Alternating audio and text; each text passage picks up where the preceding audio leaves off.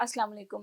नाज़रीन, गुर्दे की पथरी एक ऐसी बीमारी है कि 10 में से अगर 5 लोगों को नहीं तो 3 लोग जो हैं वो इस मौजी बीमारी में मुब्तला हैं।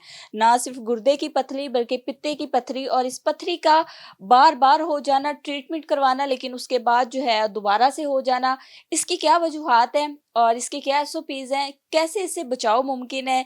इस टॉपिक पे बात करने के लिए हमारे साथ डॉक्टर ज़ाहिद हुसैन साहब, जो कि किडनी स्पेशलिस्ट हैं, इस वक्त मौजूद हैं। सर का बहुत शुक्रिया कि उन्होंने अपने कीमती टाइम में से हमें टाइम दिया। ये बड़ा सेंसिटिव टॉपिक है और बड़ा अहम टॉपिक है, तो इस पे आज सारी जितनी भी डिटेल है वो सर से लेंगे। अस्सलाम वालेकुम जी। जी वालेकुम सलाम जी। सर कैसे हैं आप? जी जी, अल्लाह का शुक्र, आपकी दुआ। सर आपका बहुत शुक्रिया, आपने टाइम दिया, और ये एक बड़ा मेजर इशू है किडनी का, जी तो जी इस हवाले से ज़रा हमें गाइड कीजिएगा जी जी। कि गुर्दे में पथरी क्यों होती है, पित्ते में पथरी पथरी बनने की वजूहात क्या हैं? ये पत्थरी जो है ना, बेसिकली एक पूरा समझे, जैसे कोई सैलाब आता है, जलजला आता है ना जिस्म के अंदर, तो उसके फिर आफ्टर इफेक्ट हैं, जैसे झाग बनती है कुछ। इस सिमिलरली जो पत्थरी है ना गुर्दे की, वो बेसिकली बॉडी सारी का निज़ाम जो है डिस्टर्ब होता है, फिर जाके पत्थरी बनती है। जैसे उसकी झाग किसी समुंदर की बन जाए या कुछ बन जाए, इसमें मुख्तलिफ वजूहात हैं जिसकी वजह से। कोई एक स्टोन बेल्टें होती हैं, जैसे मुल्तान वाला इलाका है, मुजफ्फरबाद, टाइमियर, हाँ, वहाँ ये है डिहाइड्रेशन ही बहुत ज़्यादा है, गर्मी बहुत ज़्यादा है, और डिहाइड्रेशन से ही बेसिकली ना जो पत्थरी बनाने वाले एलिमेंट है ना, जो ज़रात है, जो पत्थरी जिस जिस जिन पर ये पत्थरी मुश्तमिल होती है, वो ज़रात इकट्ठे हो जाते हैं, पेशाब गाढ़ा हो जाए। यानी कि वो सीधी सी बात है, सीधी सी बात जो एक सादा समझाने के वाली है हर बंदे के लिए, कि 100 गल्लां दी एक ही गल, पत्थरी बनन दा इक्को ही, पत्थरी ना बनन दा इक्को ही हल, कि पानी पल पल, पानी हर पल। अगर आपका पानी पूरा होगा तो पत्थरी नहीं बनेगी, अगर आपका पानी पूरा नहीं होगा, कम होगा, थोड़ा होगा, पेशाब देर से आएगा, बदबूदार आएगा, ज़्यादा पीला आएगा, रुक के आएगा, जल के आएगा। उसकी बहुत सारी वजूहात हैं, जैसे डिप्रेशन होगी, बंदा परेशान ही बड़ा है, दिल कर रहा है सामने गिलास पड़ा हुआ पानी का, पी नहीं रहा, 2 सिप ले रहा है, तो बाकी वो छोड़ देता है, भूल जाता है। तो इन चीज़ों से पेशाब गाढ़ा हो जाता है। पेशाब गाढ़ा हो तो पथरी बनाने के ज़रात जो है ना, वो इकट्ठे जुड़ जाते हैं, पथरी बन जाती है। अब पेशाब गाढ़ा होने की, जैसे मैंने आपको एक बात बता दी कि डिहाइड्रेशन, कि पानी ही कम बंदा पीता है। दूसरा ये है कि पानी पीने को दिल ही नहीं करता, या एनवायरनमेंट ऐसे है जैसे कि स्टोन बेल्ट के इलाकों में है कि गर्मी ही बड़ी है, स्किन से ऑपरेट हो जाता है पानी। बाज़ दफ़ा नीड भी नहीं ना होती पानी की, तो मैं हम वही पानी दस का पीते भी नहीं। पानी नहीं, नहीं ये आपकी बड़ी अच्छी बात है। नीड को सामने ना रखो, नीड उस वक्त पैदा होती है हमारे समझ, जब इम्बैलेंस हो जाए, प्यास लगती है, फिर नीड पे प्यास लगने ही नहीं देनी। प्यास की बजाय आपने पेशाब को देखना है। पेशाब अगर गाढ़ा है, फर्श पर करें पेशाब, गाढ़ा है, थोड़ा है, देर से आ रहा है, ज़्यादा बदबूदार है, ज़्यादा पीला आ रहा है, रुक के आ रहा है, जल के आ रहा है, ये बातें समझो कि अलार्मिंग है, पथरी बना देंगी। आपने इन बातों से बचना है। पहले नंबर पर तो इनटेक पूरी करनी है। डिप्रेशन से, जैसे मैंने बताया, इस तरह शुगर है, डायबिटीज़ है, उससे पेशाब बड़ा निकल रहा है। इस तरह हाइपरटेंशन जो है, उससे भी मेटाबॉलिक सिंड्रोम एक आजकल नई बात आई है, कि मोटापा, उसमें यूरिक एसिड बढ़ जाता है, ब्लड प्रेशर बढ़ जाता है, ये अपना डायबिटीज़ हो जाती है, बंदे का वेट बढ़ जाता है। तो इन सारी चीज़ें मिला के वो भी स्टोन बना देती हैं। फिर इस तरह आजकल जो आए हैं फूड्स, हमारे जंक फूड हैं, फास्ट फूड हैं, ये अपना पिज़्ज़े, पास्ते, बर्गर, शवारमे, ठीक है, दही भल्ले, आलू छोले, फ्रूट चटने, पकौड़े, ये सारी चीज़ें जो है ना, ये बेसिकली चूँकि इतनी हाइजीनिक नहीं होती, तेल भी गंदा होता है, तो ये चीज़ें हमारे पेट को डिस्टर्ब करती हैं। डायरिया होता है, उससे फिर डिहाइड्रेशन होती है, वो फिर स्टोन इस तरह से स्टोन बनने के मल्टीपल फैक्टर्स हैं।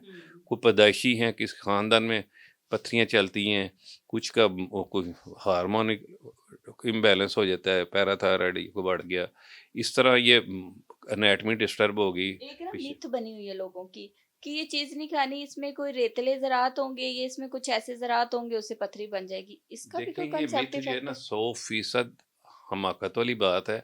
आप भी वो खाती हैं, मैं भी वो खाते हैं, ये जैद साहब भी वो खाते हैं, अरफान साहब भी वो खाते हैं। बननी हो तो सब में बने, और फिर शोर माजिए कि इससे पथरी बनती है, ये ना खाओ। जैसे साग है, पालक है, टमाटर है, चावल है, दूध, दही, लस्सी, अंडा, मछली, गोश्त, चेरी, बेरी, स्ट्रॉबेरी, फलियां, मटर, सब्ज़ पत्तों वाला सलाद, चाय, कॉफ़ी, कोला, इस चीज़ें मगज़, सिरिपाए, नस्वार, पालिया, छान, ये सारी चीज़ें एक मिथ ही है, क्योंकि अगर हो तो ये शोर माजिए, ये ना खाओ। होता ये है कि जिसमें पत्थरी बनने की टेंडेंसी है ना, उसमें ये फिर फैक्टर काउंट कर जाते हैं। अब पहले था जी दूध से बनी हुई चीज़ें ना खाओ, कैल्शियम ज़्यादा था, कैल्शियम अगर हो, कैल्शियम पत्थरी जो है ना वो ज़्यादा कैल्शियम खाने से पत्थरी ज़्यादा बन जाती है कैल्शियम वाली। अब कहते हैं अगर कैल्शियम का स्टोन है ना, तो कैल्शियम काम नहीं करना, कैल्शियम ज़्यादा खाओ। यानी कि उल्टी बात हो गई एकदम के दूध भी साथ कहते हैं जी आप ग्रीन आगलेट जिसमें होते हैं जैसे सब्ज़ पत्ते वो भी साथ खा लें, या जब चटनी वगैरह साग वगैरह खाएँ तो साथ दूध थोड़ा-सा पी लें, चटनी खा लें, साथ दही थोड़ा-सा खा लें। यानी बातें ऐसे हैं कि कैल्शियम और आगलेट या मिल्क ये 90% स्टोन जिनसे बनते हैं, कैल्शियम और आगलेट, वो बनते ही आम तौर पर ये है कि खुराक का उसमें रोल ही 70% जो है ना स्टोन, जो कैल्शियम उनका पता ही नहीं क्यों बनते, काज़ का ही अभी तक नहीं पता लगा। इसलिए अब जो जो बनने की आपने पता कि कैसे रोका जाए, उसमें सबसे बड़ी बात यही आ जाती है कि जब आपने कैल्शियम खाना है, बेशक डट के खाएँ, बस वो गोलियाँ कैल्शियम की ना लें जो वो दवाइयाँ हैं। सीएसी जी, वो जो सीएसी हम पीते इसीलिए हैं। वही ना, वो ना कैल्शियम सीएसी से भी बनती है, वो उसमें विटामिन सी है, वो विटामिन सी नहीं बनाती, अभी भी बनाती है, मगर कैल्शियम की गोलियाँ ना, उनका कोई यूज़ ही नहीं, कोई रोल ही नहीं किसी जगह भी। ये पित्ते की पत्थरी जो है ना, उसके लिए पित्ते को निकालना ही ज़रूरी होता है। छोटियाँ हो तो छोटी-मोटी जो एसिम्प्टोमेट हैं, जिनका कोई नुकसान नहीं है, कोई इन्फेक्शन नहीं कर रही, पित्ता फूल नहीं रहा, कोई किसी अरकान नहीं हो रहा, कोई बुखार नहीं हो रहा, कोई पित्ता पत्थर नहीं बना हुआ, कोलर है, कैंसर के कोई ऐसे इम्कानात नहीं है, या खाने-पीने की कोई बदहज़मी की कोई शिकायत नहीं है। तो अगर सिम्पटम लेस है, अगर पिता बेशक पत्थरियाँ भी हैं, तो बंदा कुछ वेट कर सकता है। ख़ास तौर पर यंग एज में तो ज़रूर करवा लेना चाहिए कि उसने उतनी लंबी ज़िंदगी गुज़ारनी है। जो बूढ़े हो जाते हैं 60-70 साल, उनमें इतना बंदा ना फ़ॉलो करे सर्जरी करना, कि सर्जरी की अपनी कॉम्प्लिकेशन है। पक्का हल सर्जरी है, इसलिए उसको फ़ॉलो करना है, अगर कोई मसला हो तो उसका करते, नहीं तो आमतौर पे बंदा मोटा हो, वाइट कलर लेडी हो, बच्चे पैदा करने वाली हो, 30-40 ईयर एज हो, तो उसमें पित्ते की पत्थरियाँ काफ़ी तेज़ी से बनती हैं। ठीक है। सर वजूहात तो आपने बता दी और एसओपीज़ भी बता दी कि कैसे जो है इससे बचाव मुमकिन है। इलाज की अगर हम बात करें तो इलाज के भी काफ़ी तरीके हैं। दौर जदीद में नई ऐसी बड़ी मशीनरी आ गई है जिससे जो है वो बड़ी जल्दी आप ठीक हो जाते हैं। तो इलाज का थोड़ा-सा बता दें? देखिए, इलाज कई किस्म के, जैसे जैसे आपका इलाका एनवायरनमेंट है, इलाका है, जो फैसिलिटीज़ अवेलेबल हैं, उनके मुताबिक इलाज करना है। फ़र्ज़ करें मैं अगर कि गाँव में बैठा हूँ, मेरे पास कोई सिस्टर नहीं, मैंने दवाई लिख देनी। कोई ऐसा थिएटर में है तो मैं सिर्फ थिएटर, तो मैं थिएटर की बातें शुरू कर दी। मैंने थोड़ा सारा अपना देखा है, ये प्राइवेट बातें कर रहा हूँ, सरकारी बातें तो अपनी जाए।